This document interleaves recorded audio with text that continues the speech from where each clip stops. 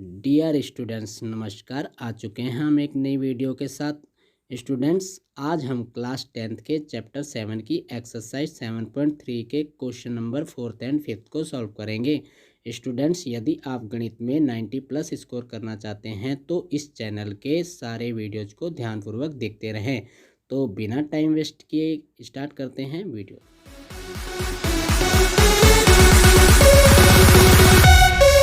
Welcome back dear students. Question number 4th को solve कर लेते हैं। क्वेश्चन नंबर 4th है, उस चतुर्भुज का क्षेत्रफल ज्ञात कीजिए जिसके शीर्ष इसी क्रम में -4, -2, -3, -5, 3, -2 और 2, 3 है। ठीक है, तो एक चतुर्भुज के लिए बोल रहे हैं। तो ये एक मान लीजिए क्या है, चतुर्भुज है जिसका नाम क्या है, ए, बी, सी और डी। ए के शीर्ष हम मान लेते हैं, यानी निर्देशांक क्या है, -4, -2, बी के -3, -5, सी के हैं 3, -2 और 2, 3। ठीक है, अब वो कह रहे हैं इसका क्षेत्रफल ज्ञात कीजिए। तो हमारे पास त्रिभुज के क्षेत्रफल का फॉर्मूला है, तो इसे हम क्या करेंगे, दो त्रिभुजों में विभाजित कर लेंगे। तो हमने इसे दो त्रिभुजों में विभाजित कर दिया। तो पहले हम किस वाले त्रिभुज का क्षेत्रफल ज्ञात कर लें, इस वाले का, और फिर इसका, और इन दोनों को क्या कर दें, प्लस कर दें, तो चतुर्भुज का क्षेत्रफल ज्ञात हो जाएगा। ठीक है, तो यहाँ लिखते हैं त्रिभुज ए बी सी में क्या क्या है हमारे पास। त्रिभुज ए बी सी में x1 भी है, कितना है, -4। ये x1 y1, x2 y2, x3 y3। ठीक है, तो x1 कितना है, -4, y1 कितना है, -2, x2 कितना है, -3, और y2 कितना है, -5, x3 कितना है, 3, और y3 कितना है, -2। ठीक है, अब हमने इसका क्षेत्रफल निकालना है।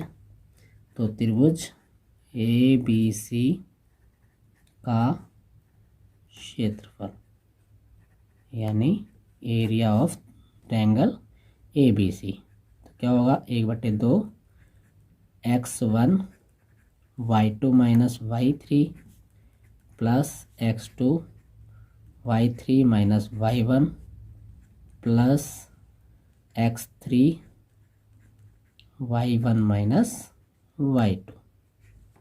तो इस फॉर्मूले में हम क्या रखेंगे, वैल्यू 1/2, x1 की वैल्यू कितनी है, -4, y2 का मान कितना है, -5, y3 का मान कितना है, -2, तो यहाँ +2 हो जाएगा।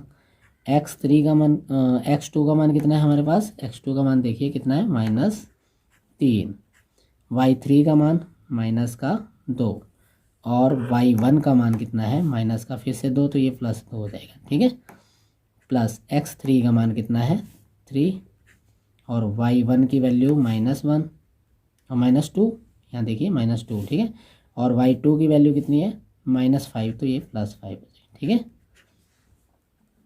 1/2 यहाँ आ जाएगा, -4 गुणा -3, क्योंकि 5 में से 2 घटाएंगे तो 3, और माइनस की संख्या बड़ी है। ठीक है, तो यहाँ आ जाएगा -3, माइनस प्लस मल्टीप्लाई माइनस, और गुणा कितना, 0, +3 गुणा 5 में से 2 गया तो कितना बचा, 3, यहाँ आ जाएगा 1/2। अब देखिए 4 तिया 12, माइनस मल्टीप्लाई माइनस कितना होता है, प्लस, -0, 0 मल्टीप्लाई कुछ भी होता है तो 0 हो जाता है, और 3 तिया 9। अब यहाँ आ गया 1/2, दोनों जुड़ेंगे तो कितना हो जाएगा, 21, यानी 21/2 वर्ग मात्रक। ये किसका क्षेत्रफल आ गया, त्रिभुज ए बी सी का। ठीक है, अब हमें निकालना है त्रिभुज सी डी ए का क्षेत्रफल। तो सी डी ए का क्षेत्रफल निकाल कर हम क्या कर देंगे, प्लस कर देंगे, तो चतुर्भुज का निकल आएगा। तो देखते हैं त्रिभुज किस में चलें, अब देख लीजिए, त्रिभुज चलते हैं CDA में, तो यहाँ लिखेंगे त्रिभुज CDA में क्या क्या दे रखा है हमारे पास है। x1 कितना 3 यहाँ से, ठीक है, y1 माइनस का 2, x2 कितना है 2 और y2 कितना है 3, x3 कितना है, एक निर्देशांक ले लेंगे माइनस का 4 और y3 कितना है माइनस का 2, ठीक है। अब देखिए त्रिभुज CDA का क्षेत्रफल, formula 1/2 x1 y2 minus y3 x2 y3 minus y1 plus x3 y1 minus y2, ठीक है। अब वैल्यू को पुट करते हैं यहाँ पर, 1/2 x1 का मान 3, y2 का मान कितना है 3, y3 की वैल्यू हमारे पास है माइनस का 2, तो यहाँ हो जाएगा +2, ठीक है। x2 का मान कितना है 2, y3 का मान -2 और y1 का मान, देखिए y1 का मान कितना है यहाँ पर -2, तो यहाँ हो जाएगा +2, ठीक है। प्लस x3 का मान देखिए माइनस का 4, y1 का मान देखो यहाँ पर, y1 का मान -2, y2 का मान कितना है, y2 का मान 3। अब यहाँ आ जाएगा 1/2, 3 गुणा 2 + 3 कितना होता है 5, प्लस 2 गुणा 2 - 2 कितना होगा 0, माइनस, क्योंकि प्लस माइनस की मल्टीप्लाई करते हैं तो माइनस आता है, तो यहाँ 4 दोनों को प्लस कर देंगे तो माइनस का कितना आ जाएगा 5, 3 और 2 कितना होगा 5, माइनस किए दोनों डिजिट तो माइनस में आंसर आएगा, ठीक है। 1/2, 3 पंजे कितना होता है 15, प्लस 0 माइनस माइनस प्लस 4 पंजे कितना होगा 20। अब हमें मिला कितना 1/2 गुणा, दोनों को जोड़ देंगे कितना आया 35, यानी यहाँ पर आ गया 35/2 वर्ग मात्रक। ये आ गया हमारे पास त्रिभुज CDA का क्षेत्रफल।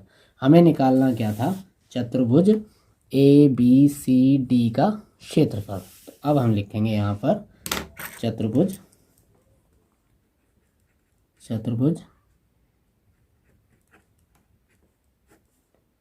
ABCD का क्षेत्रफल, ठीक है। तो बराबर क्या होगा, त्रिभुज ABC का क्षेत्रफल प्लस त्रिभुज CDA का क्षेत्रफल, ठीक है। अब यहाँ पर दोनों की वैल्यू रखो, यहाँ पर 21 कितना आया था 2 और यहाँ कितना आया था 35/2, 21/2 और 35/2 को जोड़ देंगे, एलसीएम हमारा क्या आया 2, यहाँ 21 + 35, 21 और 35 कितना हो जाएगा, दोनों को जोड़ो कितना आ जाएगा 56 और बटे 2, 2 से इसे कैंसिल आउट करेंगे तो कितना आ जाएगा 28। तो इसका मतलब चतुर्भुज ABCD का क्षेत्रफल कितना आ गया 28 वर्ग मात्रक। ये हमारा क्या है आंसर। तो फोर्थ क्वेश्चन हमारा क्वेश्चन नंबर 5। क्वेश्चन नंबर 5 दे रखा है कक्षा 9th में आपने पढ़ा है कि किसी त्रिभुज की एक माध्यिका उसे बराबर क्षेत्रफल वाले दो त्रिभुजों में विभाजित करती है। उस त्रिभुज ABC के इस परिणाम का सत्यापन कीजिए जिसके शीर्ष A 4, -6, B 3, -2 और C 5, 2 है।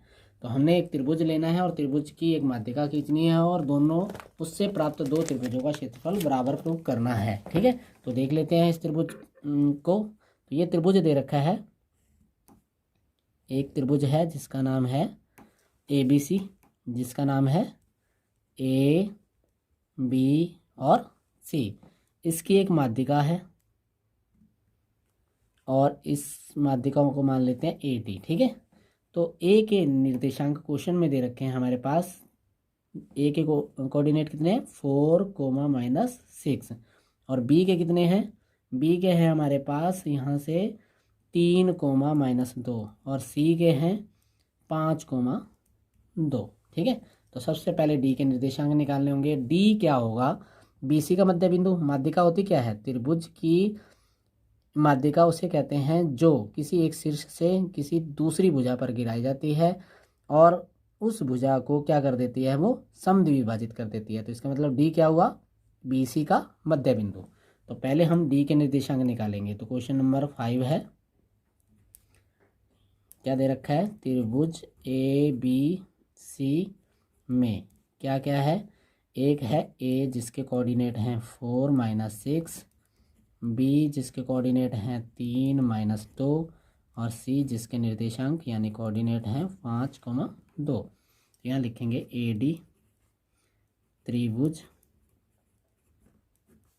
ए बी सी की क्या है, माध्यिका है। तो बिंदु डी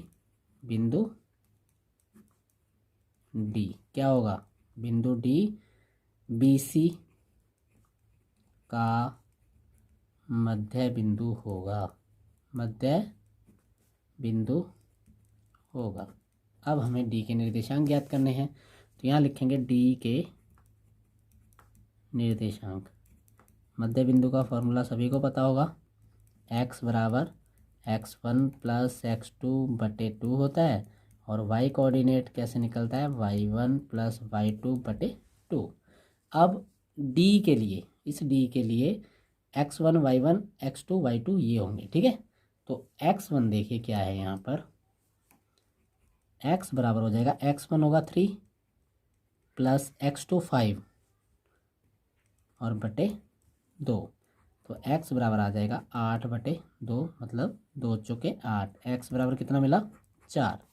इसी तरीके से y बराबर y1 कितना है, -2 और y2 कितना है, +2 और बटे 2। तो y बराबर आ जाएगा 0/2, यानी y कितना आ गया, 0। तो d के निर्देशांक क्या मिले, -4, माइनस नहीं है ये, 0 है। ठीक है, डी के निर्देशांक हमें मिल गए। इस डी के निर्देशांक कितने हैं, 4 और 0। अब त्रिभुज ए सी डी का क्षेत्रफल पहले निकालते हैं, फिर ए बी डी का क्षेत्रफल निकाल देंगे और दोनों को क्या करेंगे, हम देखेंगे कि दोनों बराबर हैं तो वो फॉर्मूला सिद्ध हो जाएगी। ठीक है, तो सबसे पहले हम किसका क्षेत्रफल निकालते हैं, त्रिभुज ए सी डी का, त्रिभुज ए सी डी का। ठीक है, देख लेते हैं। तो यहाँ लिखते हैं त्रिभुज ए सी डी में क्या क्या बराबर है, दे रखा है x1 जो है वो 4 है, y1 जो है वो -6 है, x2 5, y2 2, x3 4 और y3 कितना होगा, 0। ठीक है, तो यहाँ लिखते हैं त्रिभुज ए सी डी का क्षेत्रफल, formula 1/2 x1 y2 - y3 + x2 y3 - y1 + x3 y1 - y2। ठीक है, अब यहाँ से वैल्यू पुट करते जाते हैं। तो यहाँ लिखेंगे त्रिभुज ए सी डी का क्षेत्रफल बराबर 1/2। वैल्यू रखते हैं, x1 की वैल्यू है हमारे पास 4 और y2 की वैल्यू है हमारे पास 2। ठीक है, और y3 की वैल्यू कितनी है हमारे पास, 0 प्लस x2 की वैल्यू है हमारे पास देखिए 5 और y3 की वैल्यू हमारे पास 0 और y1 की वैल्यू है हमारे पास -6, तो यहाँ +6 हो जाएगा। ठीक है, x3 की वैल्यू देखिए कितनी है, 4 और y1 की वैल्यू हमारे पास कितनी है, y1 की वैल्यू -6 और y2 की वैल्यू हमारे पास कितनी है, यहाँ पर 2। सॉल्यूशन करते हैं, 1/2 4 गुणा 2 - 0 2 प्लस 5 गुणा 6 प्लस 4 गुणा, दोनों माइनस हैं तो कितना आ जाएगा -8। यहाँ आ गया 1/2, 4 दूनी 8, 6 पंजे 30 और 8 चौके कितना होता है 32। ठीक है, माइनस का आएगा क्योंकि माइनस की एक डिजिट है। ठीक है, तो यहाँ आ जाएगा 1/2। अब 38 में से 32 घटाया तो कितना बचा 6। इसे कैंसिल आउट करेंगे तो कितने टाइम हो जाएगा 3 टाइम, यानी 3 वर्ग मात्रक। ये किसका क्षेत्रफल आ गया, ये क्षेत्रफल आ गया त्रिभुज ACD का क्षेत्रफल। कितना आया 3 वर्ग मात्रक। ठीक है, अब हम दूसरे त्रिभुज का क्षेत्रफल निकालते हैं।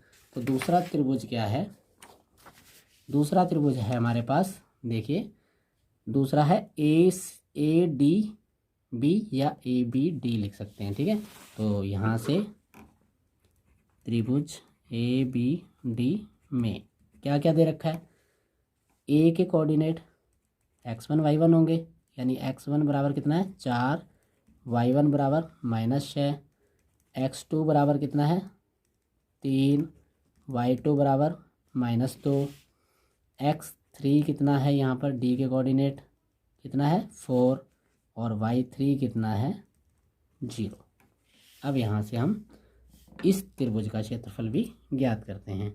यहाँ लिखेंगे त्रिभुज ABD का क्षेत्रफल बराबर 1/2 x1 y2 - y3। स्टूडेंट्स एक चीज़ ध्यान से देखिए, मैं हर बार जब भी कोई भी त्रिभुज का क्षेत्रफल का फार्मूला लगा रहा हूँ तो हर बार लिख रहा हूँ, क्योंकि इससे क्या होगा आपको ये फार्मूला याद हो जाएगा। ठीक है, तो इसे बार बार लिखने से क्या होगा पूरा अच्छे से याद हो जाएगा। ठीक है, तो बार बार लिखा, हर क्वेश्चन में बार बार लिखिए इसे। ठीक है, तो x2 कितना हो गया x2, और इसके बाद क्या होता है y1 और y3 - y1, x3 y1 - y2। ठीक है, अब यहाँ से इनकी वैल्यू पुट करते हैं। x1 की वैल्यू कितनी है 4, y2 की वैल्यू कितनी है -2, y3 की वैल्यू 0, प्लस x2 की वैल्यू कितनी है 3, y3 की वैल्यू 0, y1 की वैल्यू -6 तो +6 हो जाएगा। ठीक है, x3 की वैल्यू देखिए कितनी है 4, y1 की वैल्यू यानी y1 का मान कितना है -6 और y2 का मान कितना है -2 तो +2 हो जाएगा। यहाँ से आ गया 1/2, 4 गुणा -2 प्लस 3 गुणा 6 प्लस 4 गुणा -4। ठीक है, अब यहाँ देखिए 1/2, 4 दूनी 8 प्लस 6 18, 4 चौक 16। अब 1/2, 18 माइनस इन दोनों को प्लस कर देंगे तो कितना आ जाएगा 24। यहाँ आ गया 1/2। ठीक है, और गुणा माइनस का कितना आ जाएगा यहाँ पर 6, कैंसिल आउट करेंगे तो यहाँ कितना आ जाएगा 3, यानी -3। अब देखो क्षेत्रफल माइनस में नहीं हो सकता, तो ये क्या कर देंगे इसे प्लस कर देंगे। ठीक है, तो यानी त्रिभुज का क्षेत्रफल कितना आया 3 वर्ग मात्रक। ठीक है, तो ये किसका क्षेत्रफल है त्रिभुज ABD का। ठीक है, क्षेत्रफल। ठीक है, अब देखिए पहले जो हमें प्राप्त हुआ है क्षेत्रफल वो कितना है, पहले जो क्षेत्रफल प्राप्त हुआ है वो हमारे पास कितना है यहाँ पर 3 वर्ग मात्रक, और अभी भी हमें कितना मिला है 3 वर्ग मात्रक। तो यानी दोनों क्षेत्रफल क्या बराबर है ना, तो यहाँ लिखेंगे हम त्रिभुज ACD का क्षेत्रफल बराबर त्रिभुज ABD का क्षेत्रफल। तो यहाँ लिख देना है बराबर 3 वर्ग मात्रक। अब दोनों का बराबर है तो इससे जो हमें प्रूव करने के लिए बोला गया था वो प्रूव हो चुका है। तो यहाँ लिख देना अतः त्रिभुज की माध्यिका उस त्रिभुज को क्या करती है, 2 बराबर क्षेत्रफलों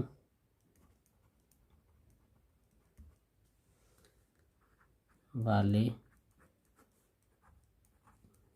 त्रिभुजों में विभाजित करती है। ठीक है, तो यही हमने इसमें प्रूव करना था। उम्मीद है ये अच्छे से समझ आ गया होगा आपको।